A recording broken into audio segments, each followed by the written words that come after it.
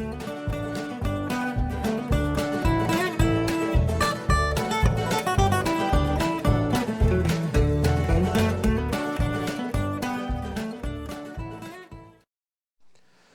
everybody, welcome back. Well, in this video we are going to put the clutch fork assembly together. We got our repaired clutch fork assembly back from Mark. He is out of Missouri. You can find him on Facebook. His name is Mark Meyer. He does a really fantastic job in repairing these 2-cylinder clutch forks and kind of getting them back into tight and right position. So we'll go through it and I'll show you kind of the modifications that he did. Mine needed a little more extensive work done to it, but he did a really nice job fixing it up, and he actually assembled it before he sent it back, but I disassembled everything because I wanted to paint stuff with Gliptol and, you know, get it all ready to go back together and completely done. So let's get on it.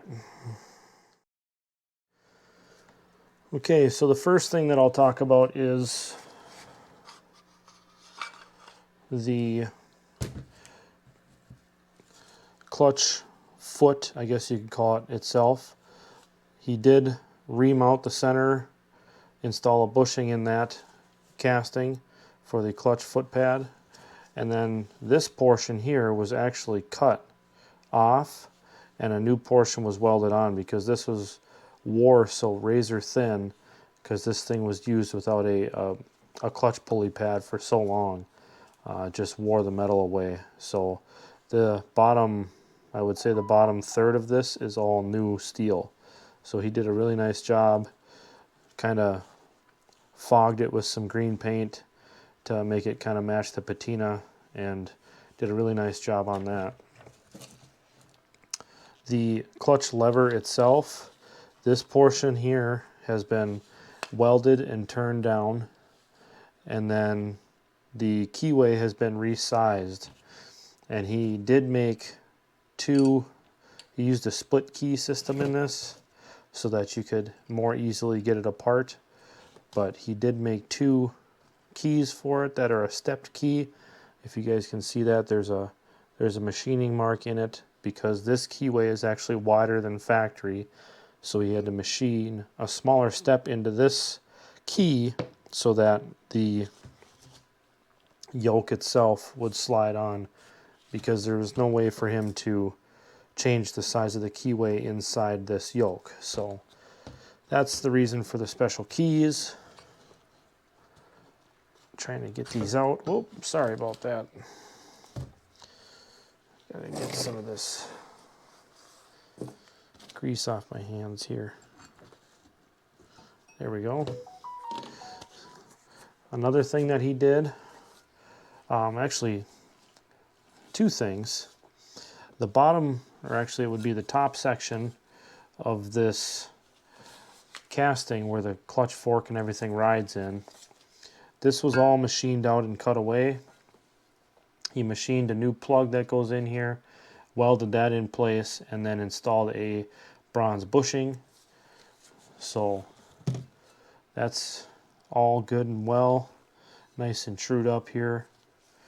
And then there was I believe it was this hole here, had a little bit of a crack in it.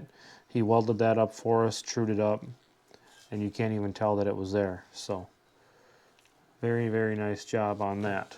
But let's go ahead and get to work putting it together. I got a series of photos at the end that I'll show of all of the work that he did to it. So let's get started putting it together.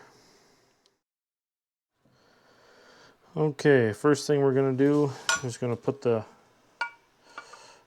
clutch foot pad back on to the lever. So it'll look like that. Foot pad goes on the lever, and that little foot goes in front of the clutch lever itself. It slides in like such, but we're only going to put in just the first bit, because we have to put the fork in first. Whoops. Got the fork in.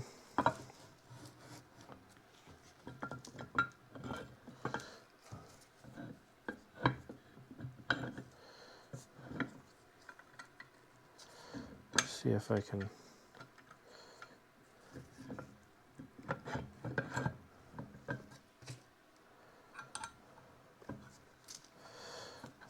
get the key in there. Too far.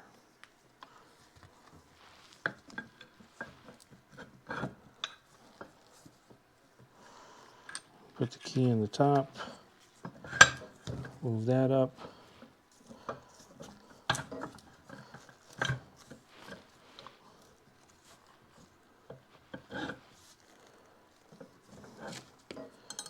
It's kind of a system here.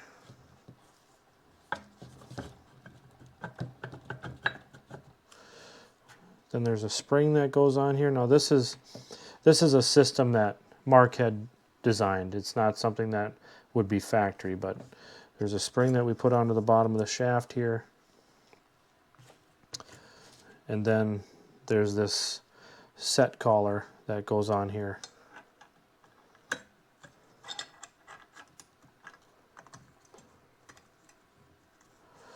And then everything just kind of slides down into place.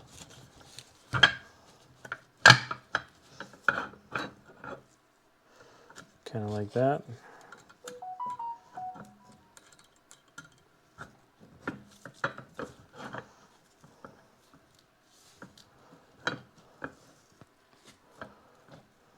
Okay.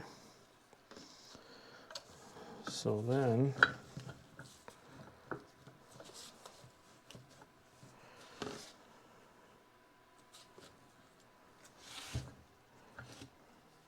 it would sit like this.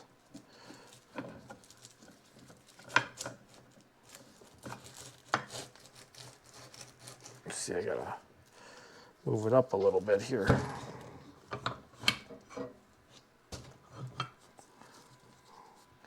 There we go. It would sit like this.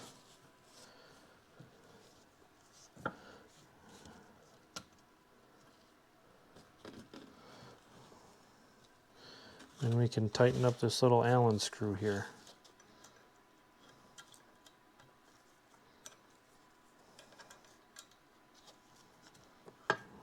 Just like that.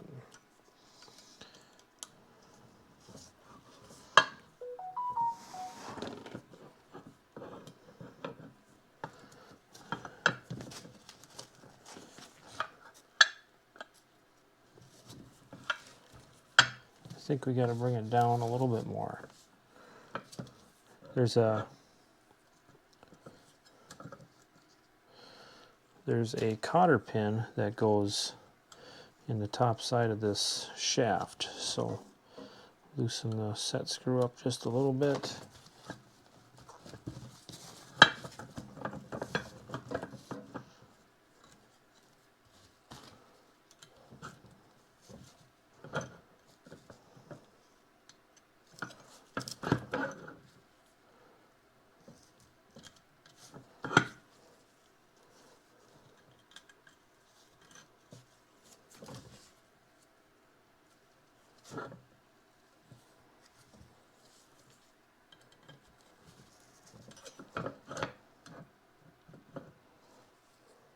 Okay.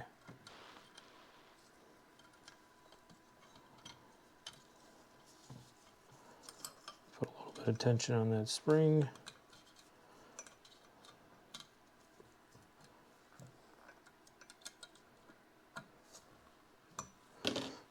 All right.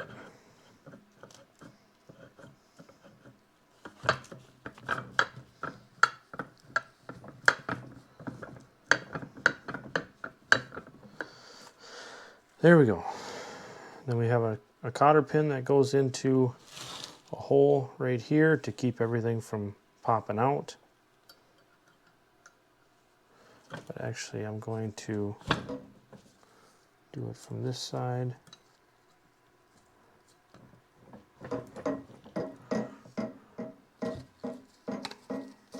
see if I can use this to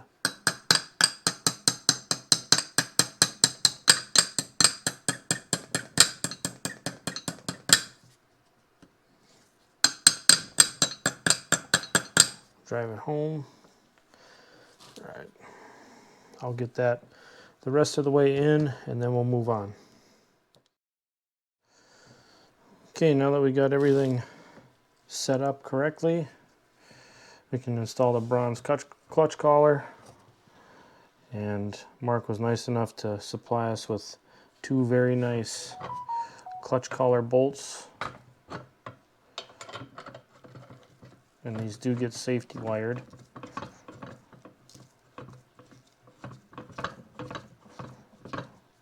So just get those installed.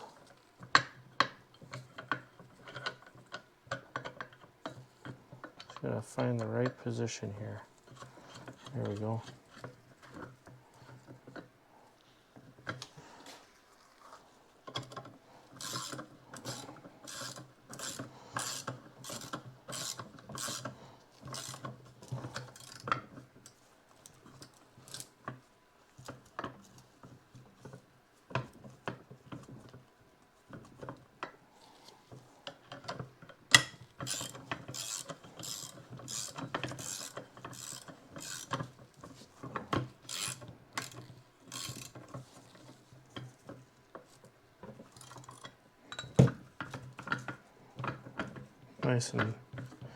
Nice and snug.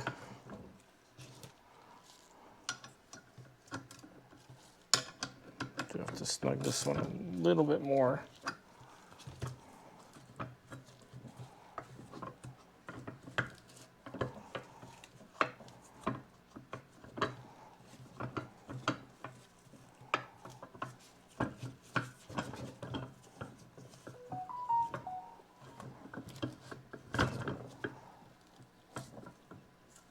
Just like that.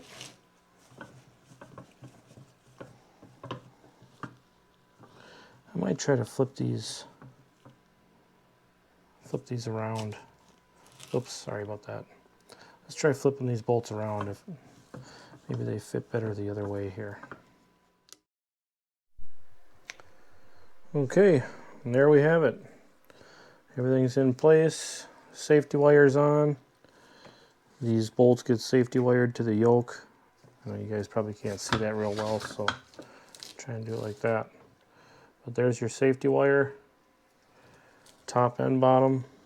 There's some there as well. Clipped all coated inside. Fork is coated. New pulley brake installed, riveted on. And the final piece is the set bolt, and that gets adjusted when it gets on the tractor. And Mark was nice enough to machine us 2 new pins for the clutch linkage up here. So that's going to do it. There it sits.